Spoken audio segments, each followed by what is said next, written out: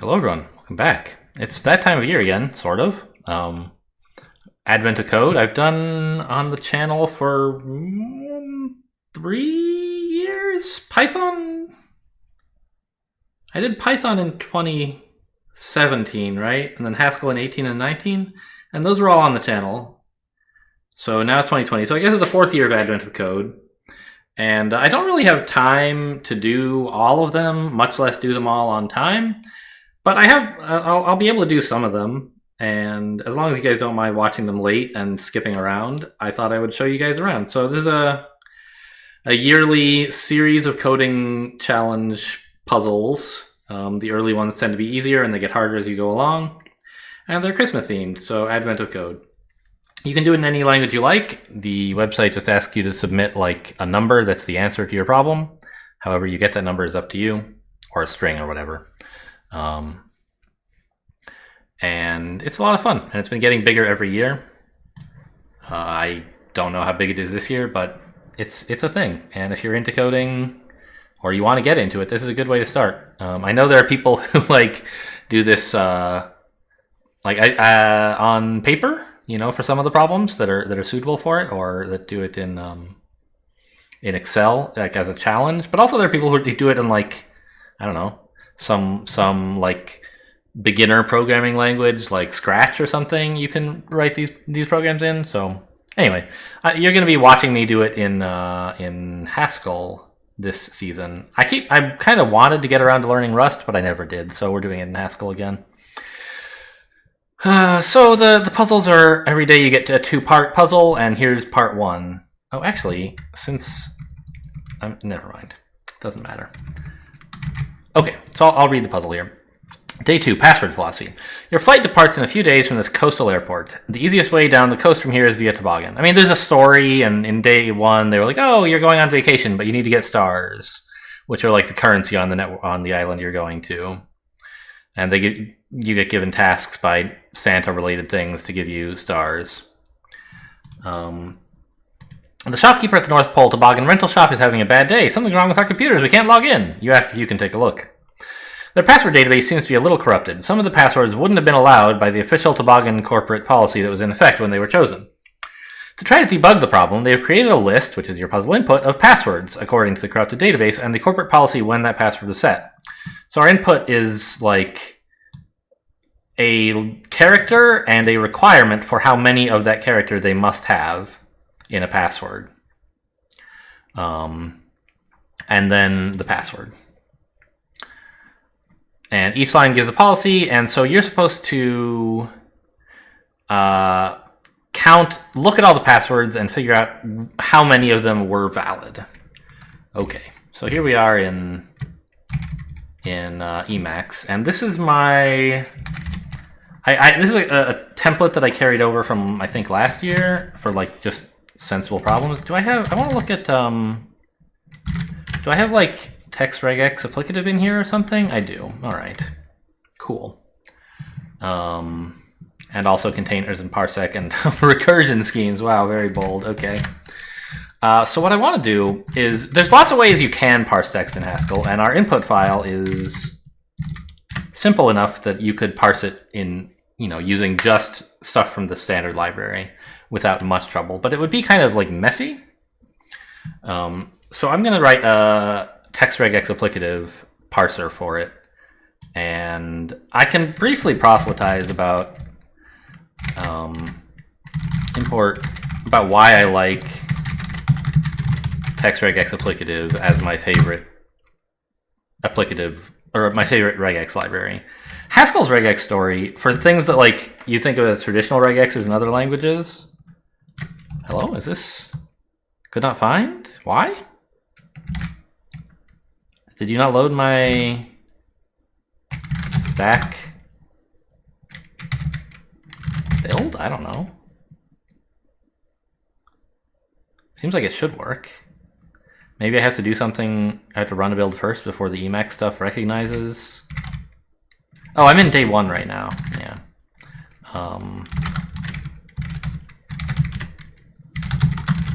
Let's stack build over here as well. Text regex applicative. Anyway, if you if you think of like traditional string-based regexes that other languages have, like PCRE kind of stuff, I hate. Oh my god, are you kidding me? Okay, I guess I just haven't loaded stack to do stuff at all on this computer. I hate Haskell's regex story in terms of that stuff. There's like 3 competing libraries, and they all have super confusing type signatures. And it's just impossible to use. I give up every time I try to use regexes with one of those things. Are you kidding me? No, I don't know. Anyway, I guess while it's making progress, we'll just keep working and hope the Emacs integration gets back in shape eventually. I did install VS Code and I got it sort of working, but not like I couldn't figure out how to run stuff in it. So we're gonna stick in Emacs for now. Okay, this is just a warning now. Good. So okay, we just had to initialize stack somehow, and now it's happy. But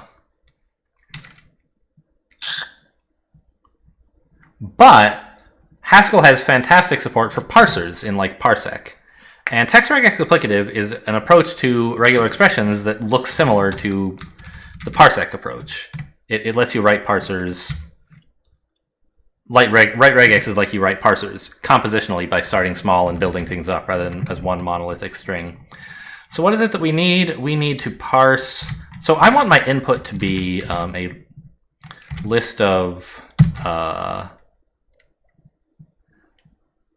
password entry. And we'll define a data password, which is a password of a rule and a string.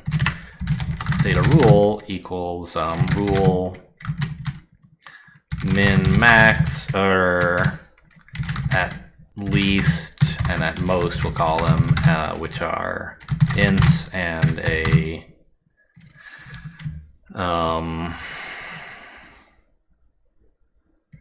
what are we going to call the character? Char? Fine. Okay. So now we need a parse function. Map parse composed with lines. I'm not going to talk about like the basic Haskell stuff in this. I like to, because I know even people who are interested in programming who watch this, many of you are not into Haskell. But I don't have time this year to do a bunch of super basic stuff. So if you want to learn the basics of Haskell, you can like watch some of my previous years, as would be my recommendation. I'm going to still talk through like some stuff, but mostly what I'm doing and not like a basic Haskell tutorial. So, okay, we map parse, where parse is actually, let's say maybe we'll turn an input. Parse is a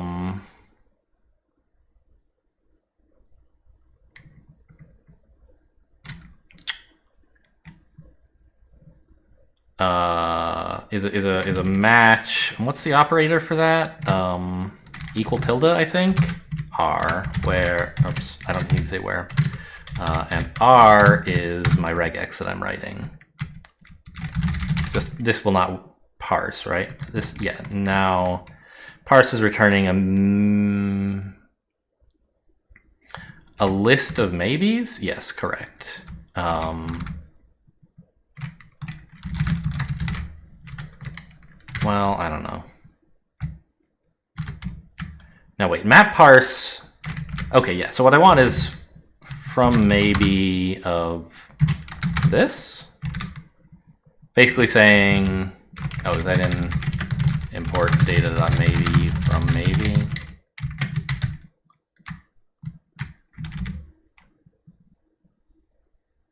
Ah, you know what I should do is just instead of map parse, I should traverse parse, right? Yeah. Traverse parse. So I expect all of them to parse. So we're converting our list of maybes into a maybe of lists. And then if it was empty, if we got back to nothing because one of them didn't parse, I'll just give up the whole thing and return an empty list. Okay, this is well typed, although a little bit silly. And so now we need to build the regex, and I have to go look up again like how right, let me open another. Oh, it's been so long since I used Emacs. No. How do I open? There we go. X4. I remember now.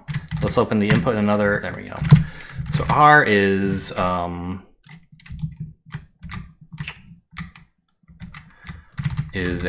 rule of parsing. No, it's a password is what we want. Password. Let's actually call it password, right? Of rule and then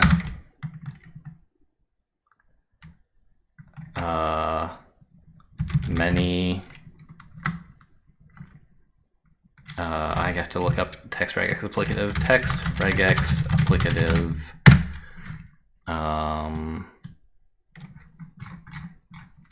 I guess I can show you guys this, right? Yeah. Show me this package. They have pure, empty, many, some. Yeah. But what am I looking for? Do I just want many any sim? Is that no? There's string. That's right. No, string match is a specific string.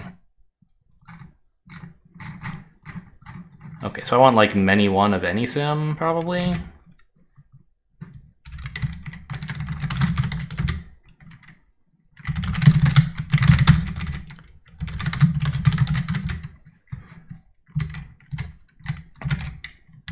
Let's just import everything from text regex applicative. It's bad style, but that's all right. And where is many one from? Haskell many one. Is it in alternative maybe? Oh, it's actually a parsec thing. That's interesting. I thought it was more general. Okay, well we'll just use many then. That makes sense. Haskell many, that should be in alternative, right? Or applicative maybe? No, they're both. Yes, many one is in, it's in alternative, but oh, I don't want many one. Where's just many? Yes, many is in GHC base control applicative. Oh, okay, it's not even highlighting it anymore. Great. Okay, and then we'll say a rule. Actually, I need to parse out some white space here.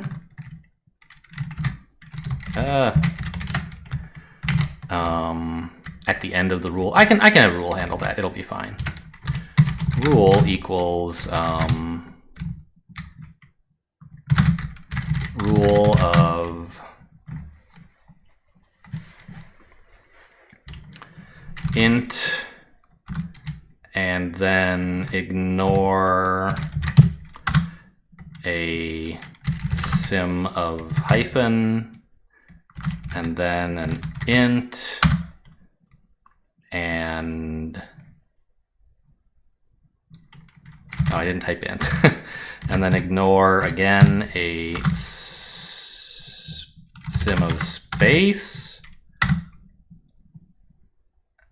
and then a no any what is the thing called?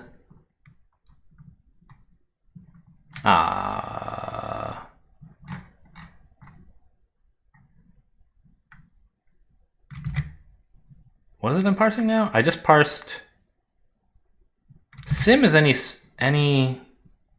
sim. Okay, that's what I want. Any sim. And then again ignore string of that. Is that well typed? It seems to be. And int is read of many digit.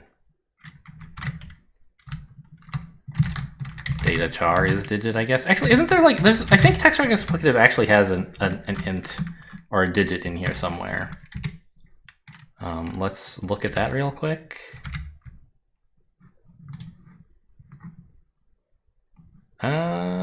I don't actually see it. Maybe parsec has it and this doesn't. I thought it did though.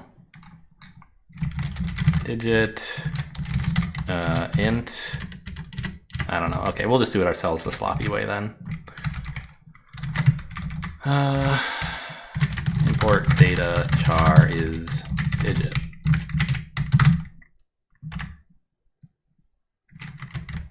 Many of psim of is digit.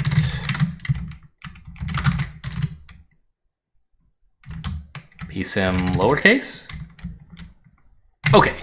So this is obviously like more than I feel like you would typically write in some other language. See, did everything load? Yeah. So if I say parse of this, what did I call it? Ah, prepare. I see. I guess I didn't derive show, did I? Okay, that's fine.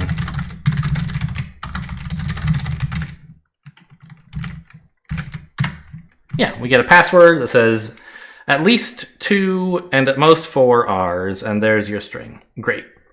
And if I put in a new line and then paste in the same thing,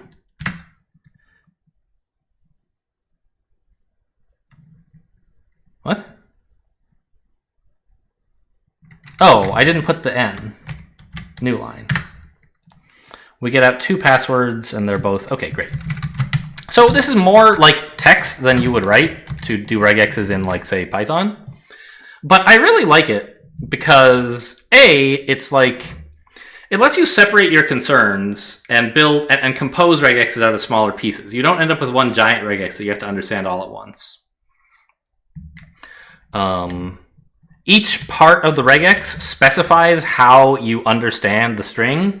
So you don't like have a string with 5 capturing groups and then you say, okay, here's the assign food capturing group 1, assign bar capturing group 2. Now parse the string in capturing group 2 into an int, right? Each piece of the regex tells you how it should be handled and not only composed with the rest, but how you should understand its results.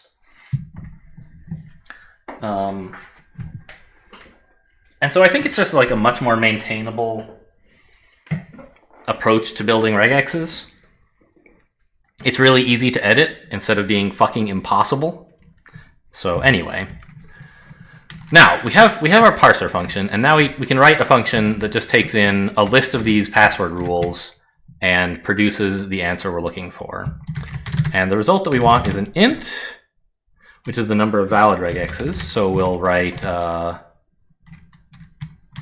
well, we can just write length, oops, equals length and filter valid is what they want. They want to know how many are valid, is that right? Yes. Length and filter valid, where valid of a password of a rule low, high, C, and then P for the password equals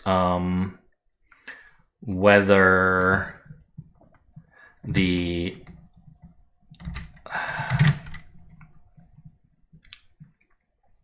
let's see. The I want a name for the number of times a thing occurs. Num occurs is greater than or equal to low, and num occurs is less than or equal to high, where num occurs equals length filter equal CP. Actually, that's kind of a tacky way to write it.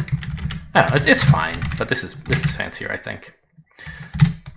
So if we now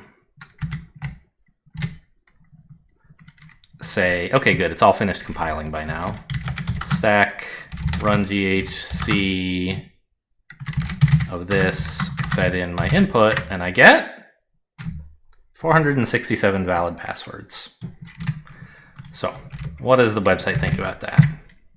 That's the right answer. Great. Before we read this, though,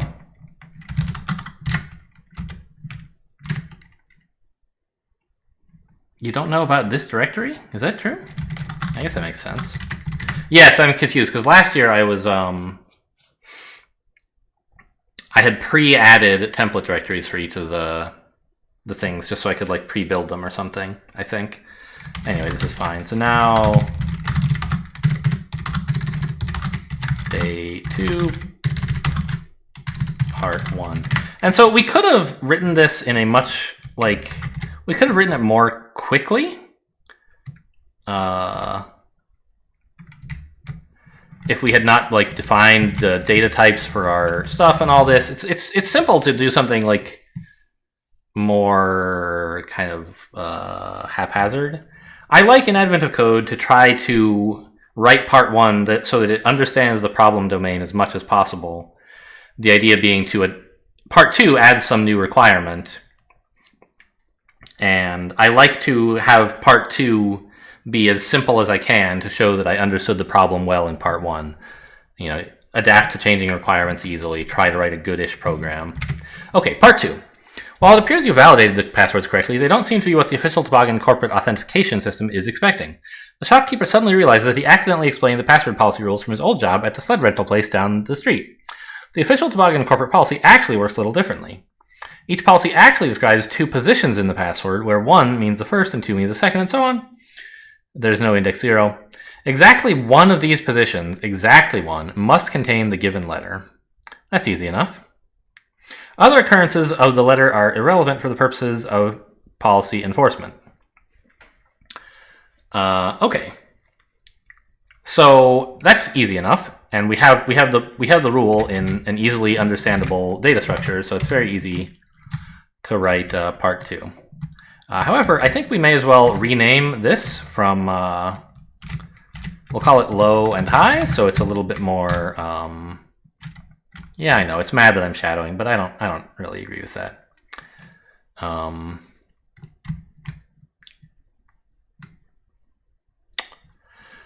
So now this is just like a slightly more accurate, it accurately describes both parts, which is kind of nice, right? And we're supposed to still do the same thing. How many are valid? Yeah. And I could extract out this length composed with filter valid as a thing that part 1 and part 2 both share, and they each get a different valid. But it's basically just, you know, you don't need to extract out a function for length composed with filter. Even though I have it here too, right? I mean, I don't know. Let's just do it, I guess. Num valid is a list of...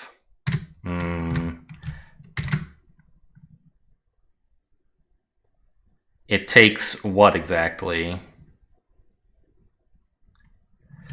And a function from A to bool and a list of A and returns an int.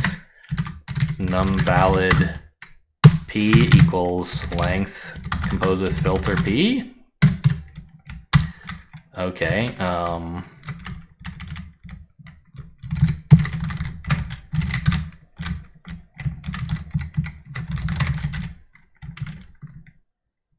Okay, well, we factored out a bit more repeated, it's not very useful, but you might as well build these little things up. Why not?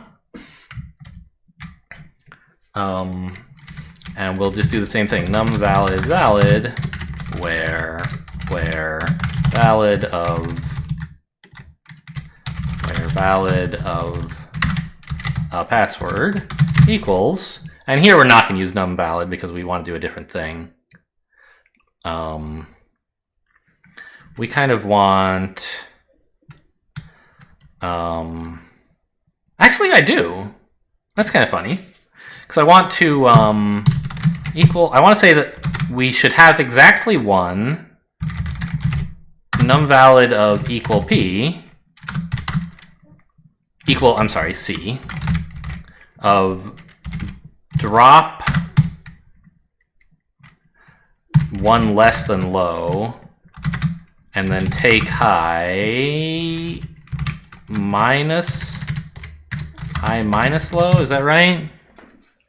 Index 1 and index 2, are these both inclusive?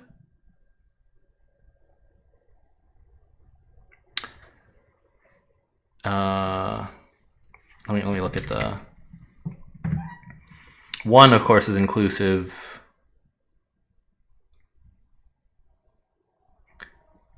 Oh, it's not.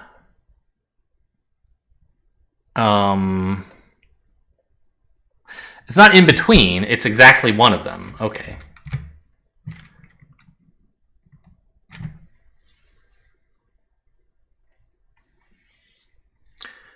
Well, that's maybe a little simpler. We'll say map of lookup in the string then of two things. First, pred low, and second of pred high, I guess. Oh. Well,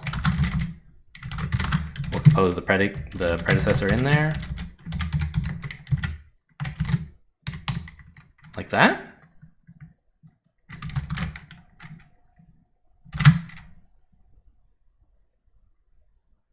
All right, what did I... Oh. I'm missing an equal sign.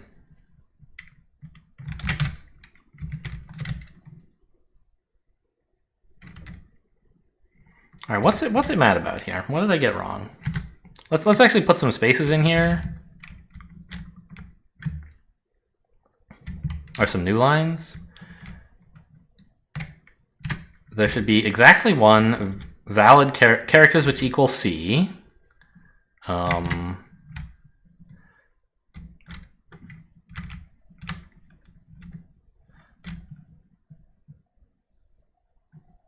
Oh, I have this on the wrong side of the operator.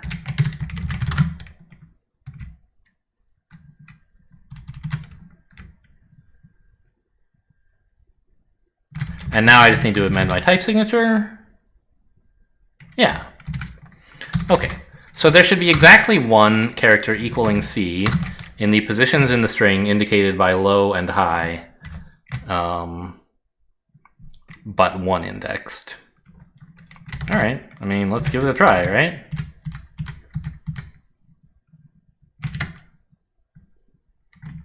$441 of them were valid. That's a pretty reasonable looking number. That's the right answer. We did it. Cool. Nice, easy one. Day one was even easier. I guess I'll show you guys this while we're here. I'm not going to read all the text this time, but you're supposed to find entries that sum to 2020, a pair of entries, and then multiply them together. And there is actually like a more efficient algorithm for doing this than the n-squared search. But I generally don't worry too much about being efficient in Advent of Code unless I need to. One of the things I like about Advent of Code is that you can kind of solve it however you want, working on whatever you want. And for me, I just kind of like implementing specs in ways that kind of look neat. And so here's part one. I wrote this little predicate entry satisfying. But I think I did that in part two. Yeah, originally I wrote this list comprehension inline in part one. And basically I just said, like, let's find a list of numbers. Or again, originally it was a pair, but then part three asks you, oh no, you're supposed to find three entries that add to 2020 and then multiply them together. So I said find, you know, a set of exactly two entries which together satisfy the property that when you add them you get 2020. And then just flatten this to a maybe, because there should be only one, and then get the product of it. And then I did the same thing here with 3.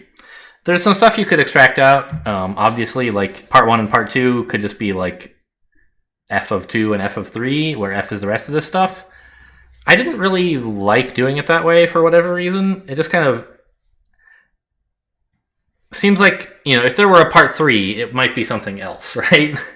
I don't know. You could factor it out. It would be fine.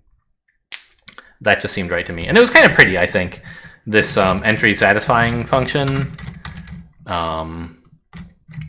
that you can kind of easily just give it a number, and it's like, oh, I'll find that many that meet this criteria. And the replicate m, when applied to lists, is a very, very easy way to say, just find me n items out of this list. All of the combinations, all the ways to choose exactly n items from the list with replacement.